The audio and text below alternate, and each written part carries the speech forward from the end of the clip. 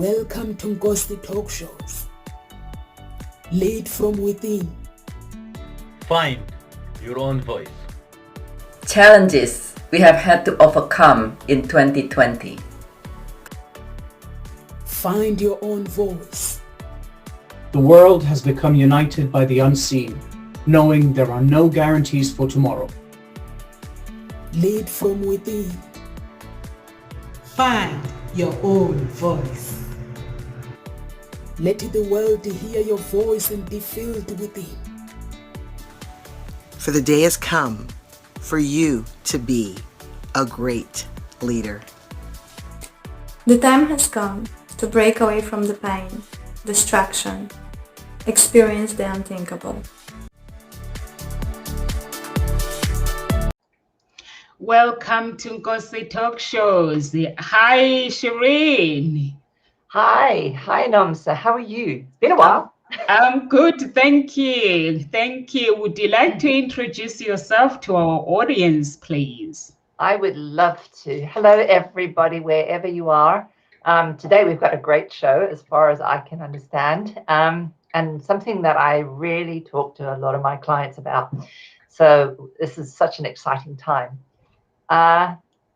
What I do is I guide highly driven women who are stressed, overwhelmed, and depleted because they're too afraid they'll be found out that they're not perfect. And so they're constantly combating with these needs at home, at work, and with themselves. So they stay in this cycle, this loop, where they really say no, they worry what others think, put pressure on themselves, overextend, micromanage, procrastinate, and sophisticatedly hide. So I help women to confidently step into their power and take back control, tame their inner demons, so they can live a life that they want as their perfect, imperfect self. So, yeah, today, what is it? We've got a topic of what are we going to ask our potential clients to ask of people when they want to find out if they've got a best mate. Is that what it is today? Yes. Exciting. But coming back to what you do, I think you need to give me some advice. Stress, I'm moving out and I'm getting stressed. Everyone is telling me section this, and I need to exchange to know the exchange date. And I'm not actually stressed, but I just wish everything could be very simple and straightforward. Well, it's such an amazing thing, stress, isn't it?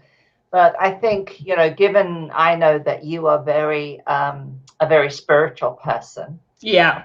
And so there's just that one thing that I always think about when, and what helps us de-stress ourselves is learning or really committing to this idea of making sure those thoughts that are our weeds that are getting in our mind, we pull them out and we seed only good thoughts. And part of that is to seed the thought of always being connected to God. And just trust that you've put whatever thing is in play so that the rest can be done for you. And I think that's really what I think for me is just really recognizing as the imposter syndrome is part of it is recognizing that we are of God. So therefore we can create what it is that we want because we are of God. We have this ability to manipulate the universe in a really interesting way. So it is about reconnecting to that aspect of yourself and just really saying, you know what, I really trust you. I really trust you. And I give that trust and I let you hold my trust in keeping, because that's the law. That is the law of what we've been told, isn't it? That if we trust deeply, we set the direction. So maybe one of the things is, where is your intention? And is your intention clear enough so that it can work with ease and grace? So, if you're getting impatient, it's because you're not trusting that it'll happen in divine time. Yeah. In the time that's wanted. And if people are irritating or asking those questions, it means they're taking you out of your space that's in the divine space. So it's really about being very clear and saying, you know what? I don't know. It's in the divine's hands. I don't know, and I'm willing to surrender to that. Because I've done this. I can't do anything else. I've done my 95%. Yeah. That sounds beautiful. It sounds beautiful. I'm so calm, but my children, because they've been so excited, we meant to move on Monday. So now everything is falling apart. Everyone is blaming coronavirus. And maybe coronavirus has there, but what is the learning? What's the lesson? You know, what is it that they can have to grow in? So if it hasn't happened on Monday, okay, yes, it could be, and it's probably true. But what is the opportunity that you can use in that space to help them grow, to help them see life doesn't always work in the way we expect. There is a different plan at hand. And part of that different plan is about how do we manage ourselves in this uncertainty. Yeah, I think I've just said, you know what, God, I don't know what's happening because I'm trying to find out. Everyone is saying during the pandemic, things have been tough. So we are short of staff. So I'm like, okay. So I'm just keeping my cool down and hoping that wherever we move, and maybe we're not meant to move. So I'm keeping my cool down. So let's come back to the topic. So the topic basically is, like us girls, we like to chat a lot. We will chat for a whole night. Basically, Yes. if we were to have a sleepover, girls sleepover, we chat all night. But men are different. Men don't like the chit chat. And they like straightforward questions. So how do you prepare the questions, like when you meet that potential partner, like you met your husband? How did you prepare everything to make sure that your husband was going to be the one? And how did you know that he was going to be the one? And sometimes the people may ask you to prepare something, or sometimes they prepare questions. Like for me, when I met my spouse, I basically had to have questions in my mind that I needed to ask. And at the same time, making sure that he's not doing interview, because there are some women that makes it very clear that I'm interviewing you right now. I've been hurt before, so you're gonna basically Yeah,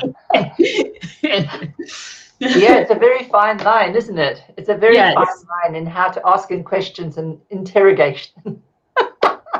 We don't want to be doing interrogation. I think what's really key here, and I'm going to talk from my own personal experience, what I did. All right. So I was busy reading a book by Ted James, which was really about, he was kind of talking about Merlin and talking about how to be smart. And he kind of used that SMART method. And one of the key things that was in there was how to find a partner. And what it is always got to start with you first. Yeah. So this part cannot be missed out first. We've got to do this before we write a list for someone else. Is we've got to look at ourselves and look at what makes us happy. Okay. And how are we looking after our happiness? So the first thing to really acknowledge is that if we're not happy in ourselves first, then we're going to be looking for an external source to make us happy. And that is already a space where we're now going to be in a little form and create a relationship that's very like a what's the word that I even used today on my website, but I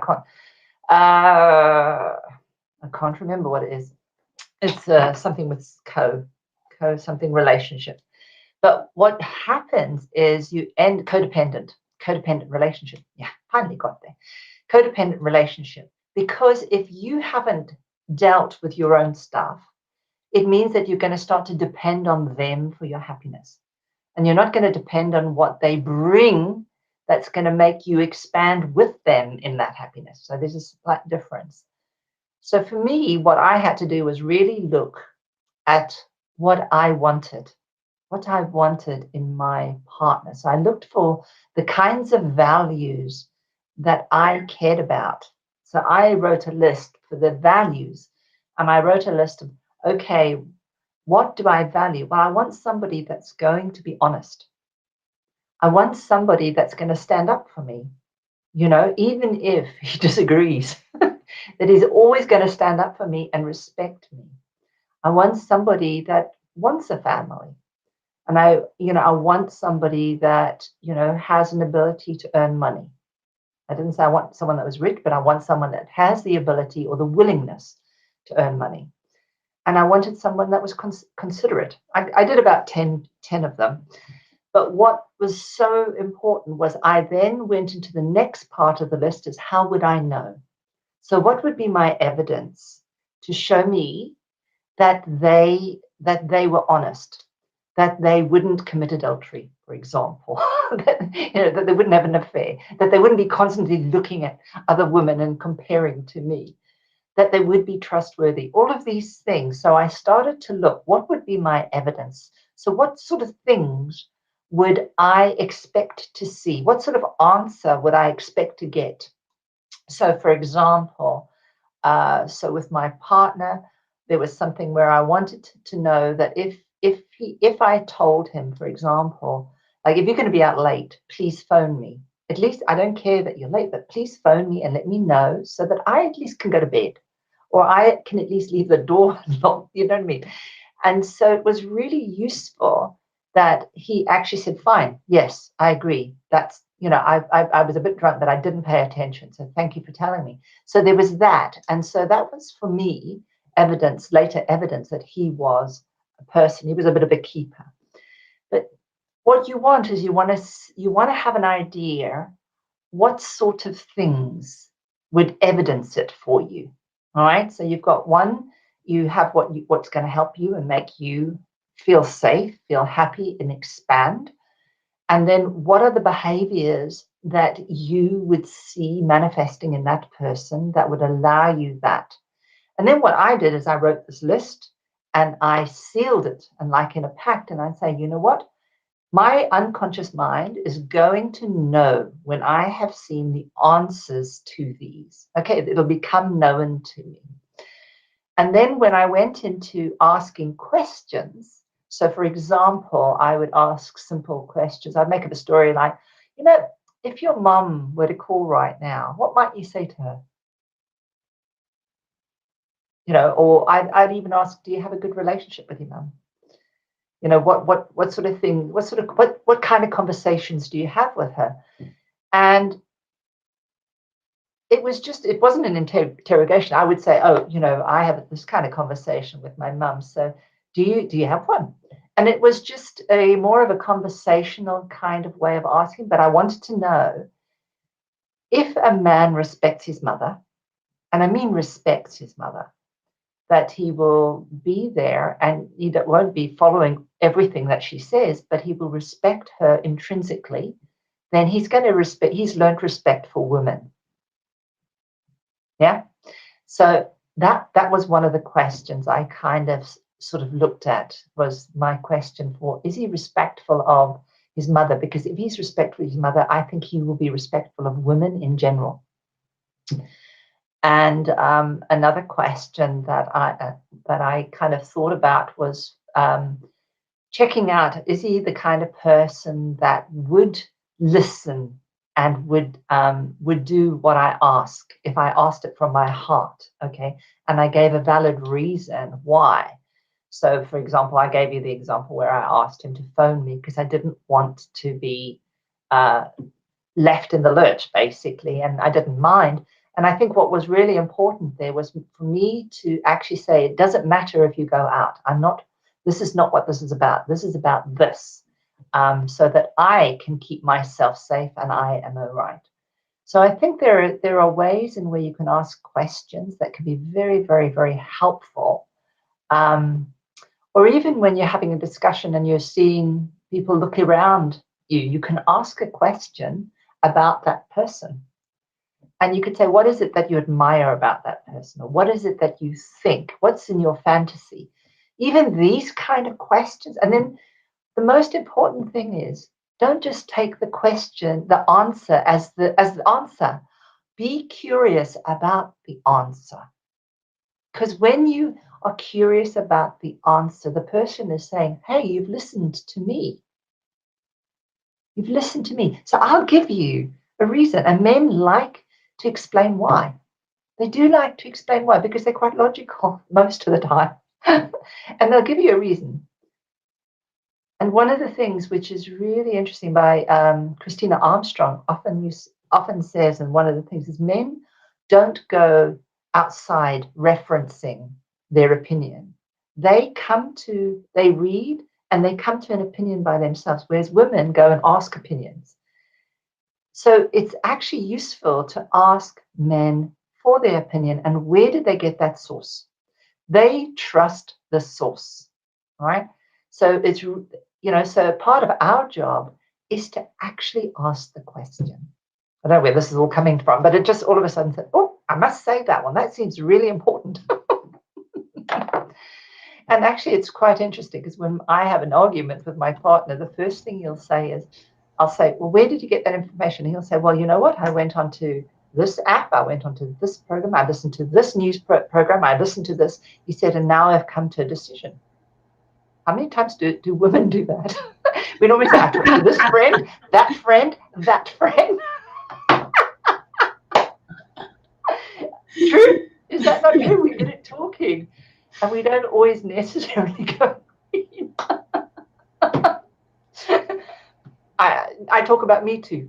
Okay. So I love that. I love when it goes to every up and then he makes a decision.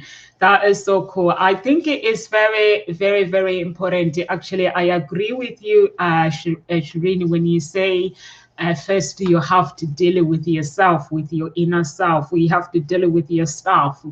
And I also agree with the values. Basically, you have to make sure that you and the other person that you are getting into, you share the same values. And the beliefs.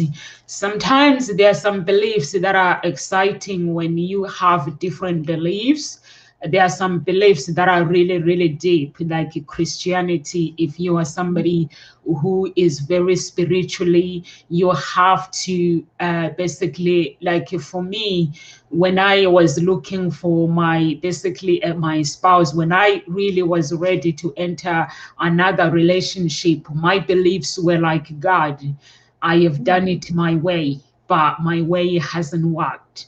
So I remember making a choice, making a decision about my life. I remember when I got into personal development, I did the Paul McKenna's programs, and basically searching myself within and walking through forgiveness. You know, there's some things that you go with people when you split up with people, even with friends and family. There's some things that are left in your heart. So I had to deal with the unforgiveness within. Sometimes you walk, you think things are okay, but when you start asking deep questions, you realize that there are some little things that are inside your heart that you have to deal with. So I dealt with that, and then I was like, now I need to make a decision, and then you start going dating. And then I was like, God, my way hasn't worked. And I remember writing a list and saying, this is what I need. I need a man. My request was like similar to yours, like I need a man that is going to accept me for who I am. I don't need a man that is going to hide behind the Bible. There are some people that hide behind the Bible. They are Christian, but not really. Their behavior is something else. And they'll come and tell you that, God, I had a vision, God telling me that I should marry you. So I was like, God, I don't need men that hide behind the Bible. I was like, you know my story. You know what I've been through. You know my situation right now. You know every messed up, every rejection, every pain that I've gone through. So I am putting everything in your hands. give me that man.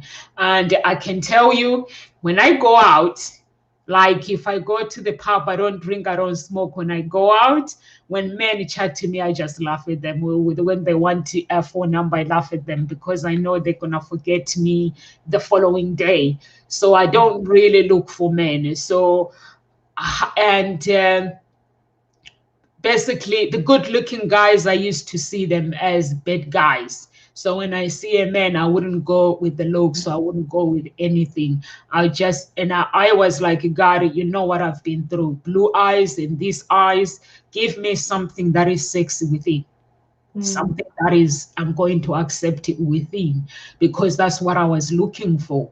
And they're not a good looking man, but inside they are not. But then after that, I went to a 40-day fast. When I went to a 40-day fast, it was like I was wrestling with the demons of my past, and there was some things that I had to get rid of within. And I remember that before the last day, before the week before I finish, I remember in my heart that there was something that was being pulled out. You know, the pain is like the pain that I've gone through all those years. It was like being pulled out, and there was a relief. There was this peace within me. And I started going out and chatting to people because I was practicing to actually be normal. You know, like nowadays, as young generation, we use mobile phones. So I was practicing to actually approach people and be normal. And this man came in to me, and we exchanged numbers. We were in the pub, exchange numbers, and a few weeks later I forgot all about him, and a few weeks later he called me and went on a date. But on a date I was like, I'm a Christian and this guy is not a Christian, and I've got a child, he hasn't got a child. So for me the questions were like, I'm gonna be playful, I'm gonna think about my values, and I'm gonna think about my beliefs. So the questions were like, do you mind if I date you? When we're dating, I have a child. How would you fit in with my child? Your parents, would they like my daughter? Would they accept my daughter? And his dad called while we were having a meal, and he was like, I heard you're going on a date. How is the date going? So and I heard him asking questions. I was like, hi. And the dad was like, okay, you better behave because I'm on his back. So I was like, oh, he has a good relationship with his father. So they were laughing, making jokes. So he got away with that one because I had to scratch that one and realizing he has a good relationship with his dad. And his mom asked questions about a relationship with his mom. Basically, you know, when somebody speak proudly about his family, no one comes from a perfect family. But like myself, my family are not perfect. But if you ask me, I'm proud of my family, my bloodline. So, and that it gives you joy to actually hear that. And you talk about comparing. Somebody now is not going to compare with other people. And I've learned to get rid of that habit as well, to compare my spouse with my exes. So it's the thing that I had to work out and get rid of the habit, not comparing whoever I meet with somebody else, bruising them with my past. And that is very, very important that you spoke about it, that you had to make sure that you were not being compared with somebody else. So I think that is very, very important. So I don't know if you want to add something else. Let's continue with this conversation. It sounds really, really fun. Yeah, I love what you said. The idea of I mean, I was listening to the part where you said, well, how will this? You were thinking about when meeting this person, how will this? Because you already now had a child.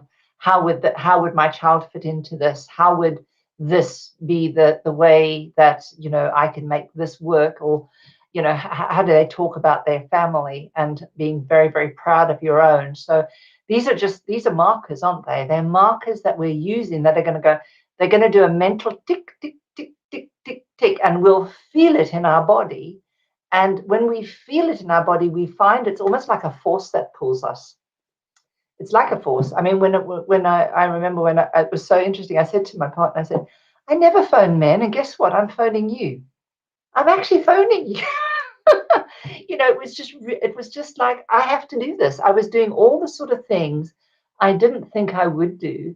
I was changing because I had made a commitment that I wanted someone in my life, but I also wanted someone that was going to be part of my life and fulfill my life. I loved the bit where you were saying about the spirit. I mean, my partner is agnostic. He's agnostic, but he's born on Good Friday. So it's a very magical time, Good Friday, and very spiritual, and a more spiritual person. I don't know, actually.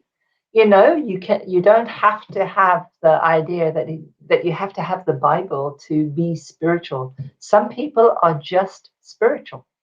They are, and that's all there is to it. And they will be your conscience in different ways. So, for example, if I, being my normal self some days, and I just kind of want a rent of steam, my partner will quietly say, have you thought about this person's perspective?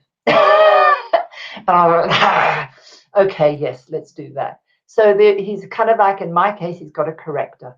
There's a bit of, he's almost like my little angel that is there, because I can trust that value, because I know that he goes to the source. I know that he finds it, and he works and he thinks about it and cogitates and comes to a decision. So I think, for me, this is such an important topic, though. It is so important, because how many of us, Gottman is one of the main people that said that within 10 to 15 minutes, you and the person that you're with have already set a pattern. You've already formed the pattern that's going to run your life unless you change it. And so why not start the pattern as you mean it to go, rather than have to go through 20 years and go, oh, I've got to change this pattern. Because then they're not happy about it, because they've had 20 years with you being this pattern, and now you have the audacity to change. It is better to really preset the landscape so that you are going into it consciously. So a bit of real conscious work really sets the landscape for success. And there's this book called the Tibetan Book of the Living and Dying. And in the Tibetan Book of the Living and Dying, they say, prepare for a good death and you will have a good life.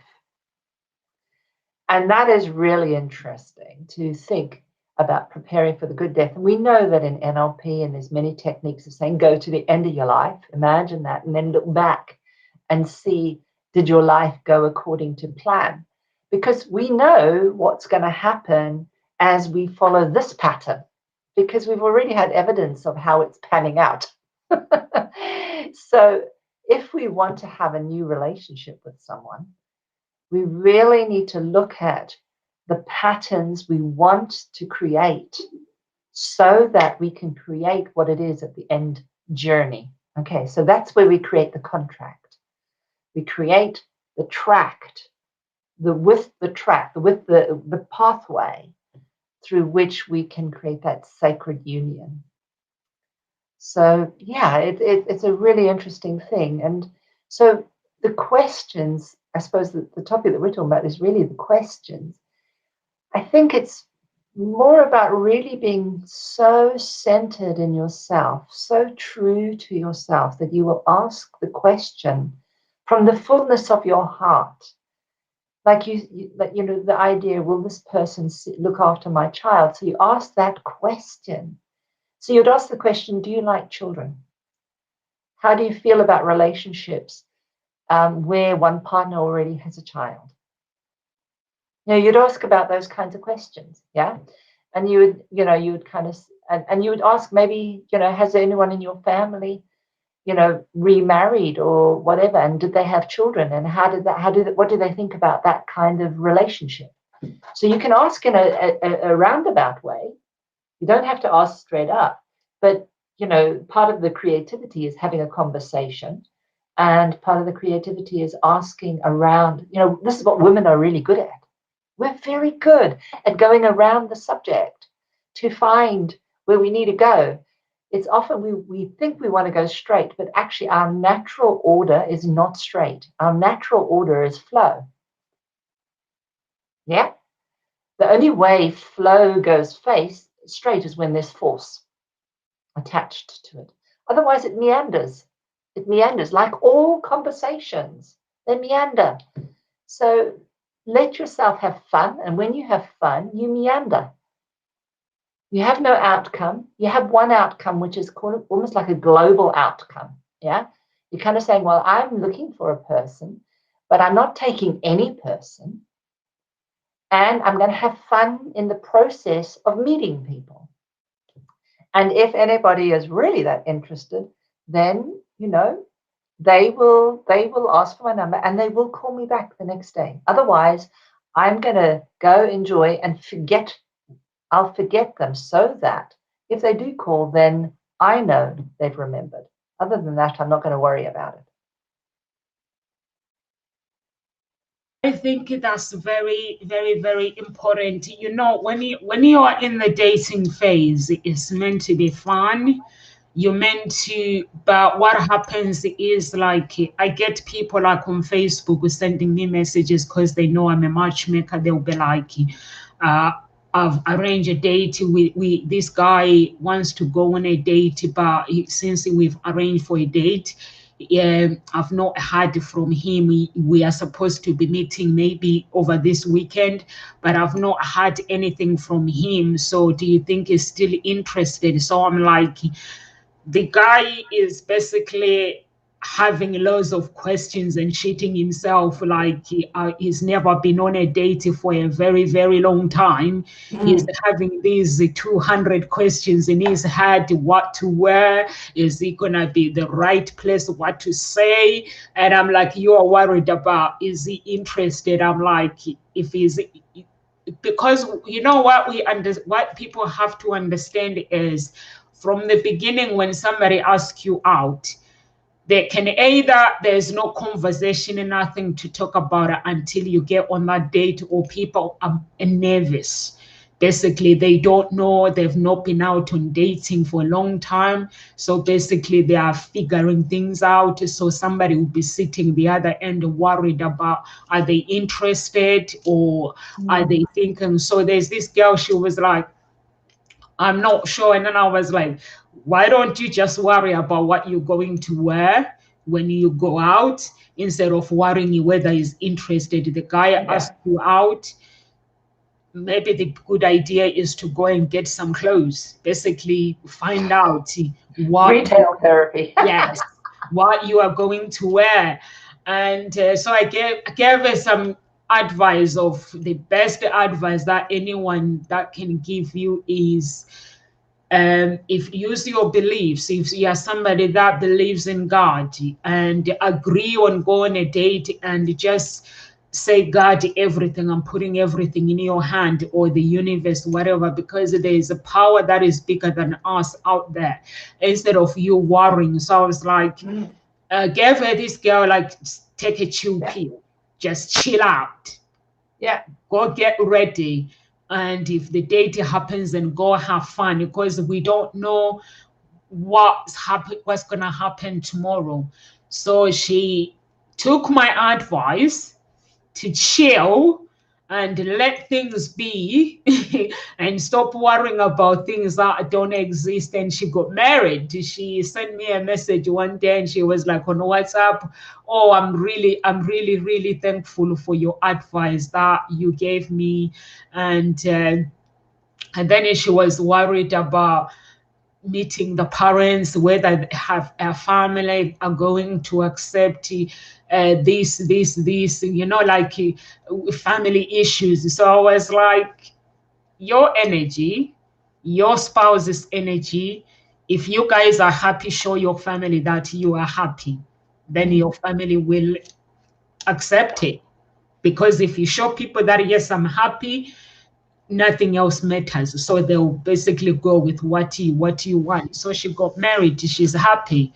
And that's what happens. So you have to ask questions. You can ask questions about finances, but when it comes to money, you have to be, money is a tough issue to bring up directly. So you have to approach it indirect, ask questions. But the people that come to us, to my agency, we ask those questions for them. They don't have to ask any questions, because I have to, when somebody registers, I have to ask how much money they earn. And basically that means that the woman that they'll be meeting, they don't have to ask questions. They already know how much money they earn. Although we don't tell them, they tell us that they want somebody who is well off. So the agency takes people who are well off, so they know that this person is fine. So you can ask those questions based on your want, your desires. Ask parents their views about the relationship, and also you can ask about their career. Where do they see themselves in 5 years? And this question, some people, they take it very, very slightly. I don't know when you met your man. When you ask a man who is looking for a serious relationship, when you ask them, where do you see yourself in 5 years? That 5 years, it will include the woman of his dreams. It will tell you that in 5 years, I see myself with this beautiful woman that is going to be accept me for who I am. We are traveling around the world. We are working. We are earning good money. We are having fun. Or if he wants to have kids, you will hear that with my kids. I see myself with my children.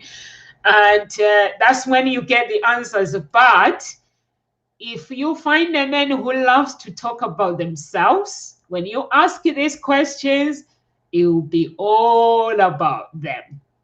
Then you have to be specific.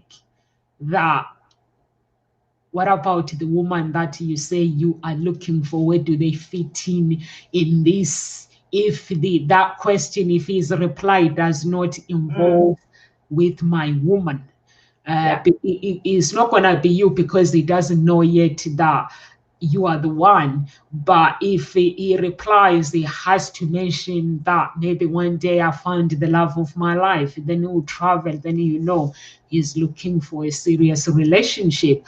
But some men don't know how to answer the question, so you don't have to dismiss them straight away.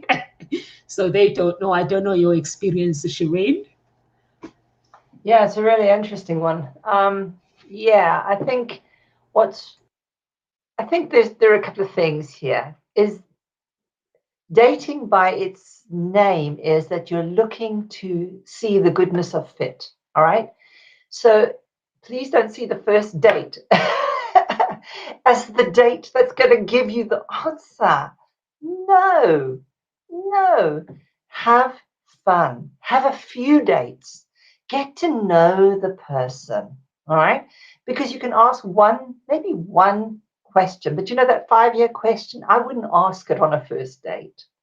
I would ask it down the line. I want to know whether I'm actually going to like this person. So I want to ask things that are fun. What sort of things do you do? You know, what do you do for fun? What do you do? You know, what do you like? Do you like winning? You know, just stupid little questions, but questions that will be kind of aligned to what you are thinking and looking for values. So in the first one, I'd be really focused on looking at the values that would be part of the goodness of fit.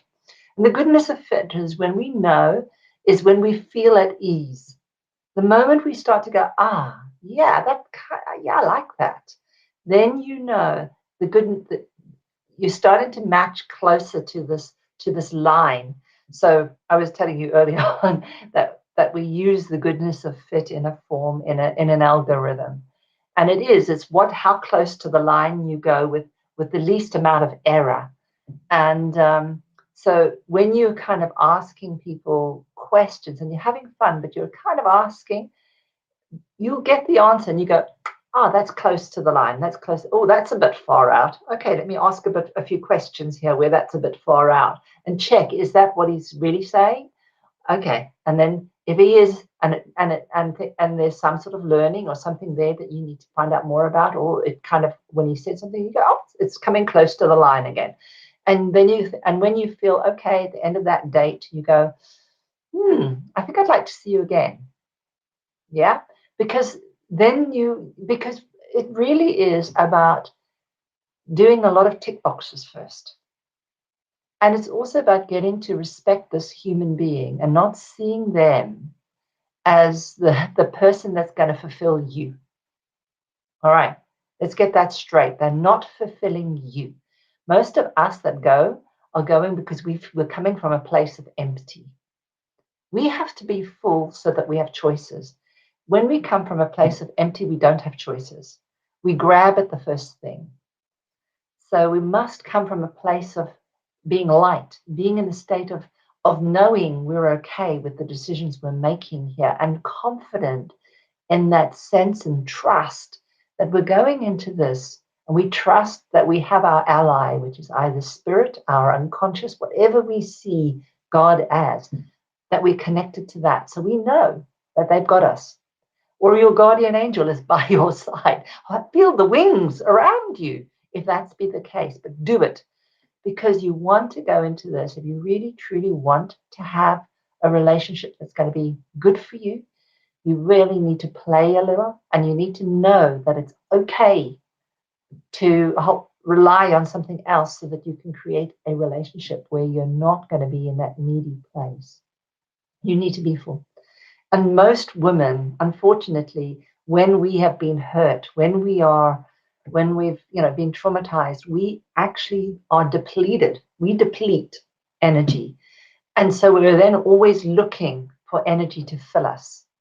Men are very different. They have a different way of filling themselves. But in general, they don't experience the same kind of emptiness that women feel in general. I'm not saying that that's for all men, but in general. So they have more ability to sustain and hold, but women don't. And so we've got to really work with that. And that's why it's so important that we stay connected to our Creator, connected to our source, so that we can make really good choices. And so, yeah, you need a few dates, go and eat a few medjool dates too, maybe even one before you start, and say, I'm the jewel that I'm eating here of this medjool date. And then enjoy just going and imagine you're putting on this like a Cinderella, like you're putting on this persona of who you're going to be in this date. And then just allow it to just be a date. Yeah, a date. That's it. You're just checking things out. And if you at any point start to worry, you've got to go, this is the seed of the downfall. These are the weeds. Pull them out.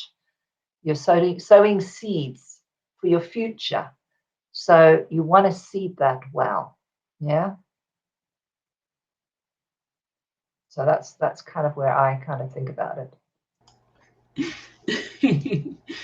I agree with you, Shireen. That is very, very, very important. And also to actually ask about life-changing moment, because life-changing moment, they are very, very, very important. And for me, the question that is very, very important that I ask men is, even with the agency, I need to know whether you have been arrested before. What do you mean by that? If they have been arrested before. Oh, arrested. Oh, yeah. Yeah, I need to know. And but sometimes people don't tell you. There's something. There's a thing that you can when you have a picture of anything, like if you put my picture, the whole picture, the system, when you put it, the whole picture of mine, even if a client lies and say, I've never been arrested, even they've been arrested, once you scan their picture, it comes up with everything, the information that you are looking for. So that is another thing. You can see what there's lots of things that you can check for your potential people online and snoop on them and see what they get up to without going on their social media. Whatever I do with my clients, I don't add them on social media, and I don't go to their social media because it's private. So I try to find the information that is necessary that I need to use for security reasons, and that's it. So I think it's very, very important to actually ask the questions, prepare, and be playful. Some people take this thing, you talk about it from the beginning, that relation, like going on dates and having a relationship, is all about having fun. It's all about arranging the second date, not first day you thinking that is going to be your husband. That's just wrong. But there are people that do that. Yeah, they're doing that, isn't it? Yeah. And I think what's important here as well, though, I think Nonso, is you've got two hats on here. You've got the hat of an agency, and you've also got your own hat. So, and they are slightly different in essence, because you have to ask a lot of the questions that are, because you're giving to your client, and your client is holding that trust, aren't they? So there's a very different aspect of that. But of course, you do want, if you're going by an agency, you hope they've asked that question. If you're going outside that, then it's really good to know people's friends, or very good to go online, and that would be a really good space to find a resource where you can, or have some information on any site that would allow people to know where to access information should they need to find that sort of information. That's really important. So those kinds of things are incredibly important. Yeah. Thank you so much. Thank you so much, Shireen. Any words of encouragement you would like to leave with somebody before we go? Those who are looking for love, and actually not those who are looking for love. Words of encouragement. You know, coronavirus. There's so many divorce. Yeah. So many. Yeah. I meet my friends that I met, the friends that I last saw before first lockdown was announced, and now started seeing them again. And I'm like, how is everything? Like, I'm so happy and single and enjoying it. I'm like, what now? They look happy, but to me, it's making me sad, because I'm like, but is it the pandemic, or I don't know? Any words of encouragement, please? I think the biggest things are, I think there are a couple of things. I mean, I know that when my partner was at home all the time, I was used to him going out to work. So that was quite hard and quite an adjustment when he would come in, and I wouldn't eat lunch necessarily, and he'd be here. What are we going to have for lunch? What are we going to do for this? What are we going to do for that? And I was feeling overwhelmed, all of a sudden, because, they were, and it was important to recognize, what are my patterns I'm in here in my relationship? And really, may needed to do some real serious talking because now I might have to renegotiate. And I think the thing that I really think is one of the things is we're not truly meant to be alone. In a sense, because that's how we are created. We are created to be together, to show and reflect in each other. So that's one aspect. None of us are meant to truly be alone. But if we are alone, it's not a bad thing, because we still have ourself that is a reflection of ourself, and where we're learning and we're growing. So I think that's one thing. But I think that the pandemic brought up the stresses that were about relationships which were actually in the stage where there was no development. And the problem is the divorces are because people didn't know how to handle the challenge. All right. So yes, there were a lot of situations where obviously COVID meant that a lot of wife battering and a lot of those kinds of things did go on, and they were kind of constrained. So of course, being in that sort of situation, it pushed the tension up.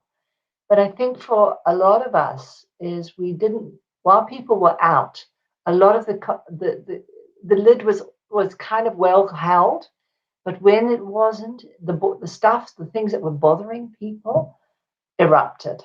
And I think the important thing is to maybe just take a step back and focus on, why did you marry this person? Why are you with this person? Maybe even write down, what are the qualities that this person brings to the relationship? What did you imagine for yourself in these 5 years with this person, or whatever? What were the dreams? What were the things that you were imagining? Did any of them come true? Did they not? These kind of things are really important. And then to recognize, and this is really key, in all conversation, you and I having conversation now, you're responsible for your 50% and I'm responsible for mine. But I'm 100% responsible for my own. So I'm 100% responsible for my 50. So where in this relationship, if it's going wrong, where am I contributing towards it going wrong? What have I not tried? What have I not looked at? What have I, how do I talk to people? What do I, what is it? Where was I disrespectful maybe? Where was I reactive? Notice those things. And if you can truly see that you were perfect, that you really tried with the limitations of what you know, then, I think it's really important to go and have another person just kind of be there so that you can be a sounding board. Because one of my clients was busy saying to me today, came back and she said, oh, my mother and my brother told me that I'm actually quite aggressive. She said, I never thought that I was the one that was aggressive. So I kind of thought, I took a moment, and I haven't actually answered her yet, because I will do. But one is, yes, maybe this is deflection by the mother and the brother. That's true. And we must accept that, because that's part of that connection. But there's also the part that what is true. And if she's recognizing that, and she can acknowledge that there were some of these true and there's some that isn't, it's really, how do we ameliorate that to create a different relationship? So I think that that's the key. The key is really looking very honestly at our own behavior. And if something's unsalvageable, then if this is the hard part. In Gottman's story, he talks about the idea that if there's disgust within the conversation, if someone is you see the snarl in their face when they're having a conversation, and it's almost like they want to spit you out, that is when the relationship is nearly irrevocably broken. But until that you get there, most relationships are salvageable, because you haven't looked to find the goodness, or you haven't brought in what could help it to make it better. So this is really what I think. I think is look at your part in the conversation. Look at what it is that you want. What was your dream? And how far are you really off it? And does it just need a little tweaking? And are you willing to do that? And is your partner willing to do that? Have you had the conversation yet? All of these kinds of things. I think they're all very important. When my partner retired early this year, I said to him, well, this is my working day. I will have lunch, but from this time to this time, no, you don't interrupt me. And I had to set that boundary. So it was a really different way of having to be. And that was something I didn't have to do because I worked from home. Yeah. But now I had to create a boundary. So these are all things that are really important. Yeah. So that's my advice. Be aware of your participation in it. Thank you so much. Thank you so much, Shireen. It is good to create boundaries whatever you do, because when you create boundaries, we both you both know where you stand, and I think so many relationships were broken because we actually completely forgot why. The reason why we were going through what we were going through. Instead of attacking the coronavirus, we started attacking each other. Yeah. So for me, basically, we're very lucky because we were working basically and very busy. Our jobs, it allows us to work non-stop, so that was fine. But for those who are going through some challenging times, I would say take Shireen's advice. Look at how you are contributing. Sometimes it's nice to step back and ask yourself some questions when you're going through something. Am I contributing something to this problem? Or how is it, like if I look at the NOMSA back in 2009, NOMSA would just argue about anything, but now I can pick my fight. I can pick which fight is mine and which one is not mine. So it's nice when you know that this is not my fight. And sometimes you look at something, like you ask yourself, do I have to fight for this? It's very, very important to use your advice, and also being grateful. And having people around you. We forget that God gives us these people around us to appreciate ourselves and appreciate them. So it's very, very important to appreciate each other, set up boundaries, and at the same time still show appreciation. It is nice to say it's like, for me, I go, if I'm doing something or there's too much people in the living room, I go upstairs in the bedroom, and that's where I do my stuff, and then I come down and see what everybody else is doing and join them whatever they are doing if they need me. So sometimes it's good to give yourself a space. So thank you so much, everyone, and we are here Monday to Friday in Gossip Talk Shows. 1 p.m. UK time. Unfortunately, tomorrow I've been coming in odd days this week because my children are filming. So tomorrow I'm not sure what time I'm going to come on, because basically I have to take them. Tomorrow is the last day, basically. Thank God for that. And some law and order is coming back. Yes, order is coming back.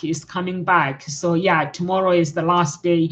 Yesterday I got home about just before midnight, basically, and you can see the pictures on Facebook. My children are like tired. Yeah, so we got home just before midnight. So I thank God tomorrow is the last day. So that will be it. And on Friday, it will be as normal as possible. So thank you so much. If you're looking to talk to one of the speakers, guys, please go to our page. God bless you and live with grace.